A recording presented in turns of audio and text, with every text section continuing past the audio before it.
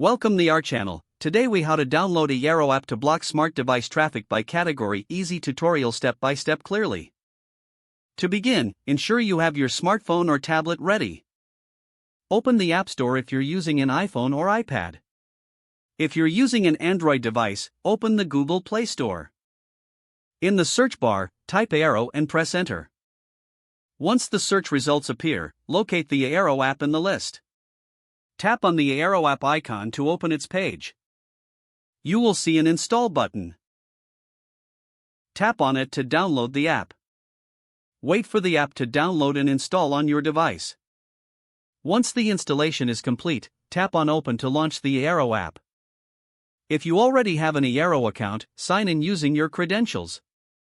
If you don't have an account, follow the prompts to create one.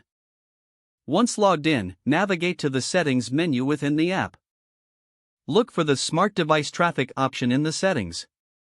Tap on Smart Device Traffic to access traffic management features. You will see categories for different types of devices. Select a category you want to block traffic for. Follow the prompts to enable blocking for that specific category. Review your settings to ensure everything is configured as you desire. Once satisfied, exit the settings. The Eero app will now manage traffic according to the preferences you set. Congratulations, you've successfully downloaded the Eero app and blocked smart device traffic by category. If the page does not load, refresh the browser or try again in a private or incognito window. Make sure you are using the correct email address, then retype it carefully to avoid small typos. If your password is not accepted, use the reset option and create a new strong password you can remember.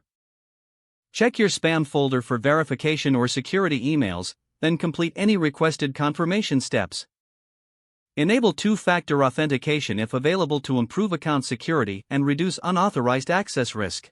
After signing in, review your profile details so your contact information and settings are accurate and current.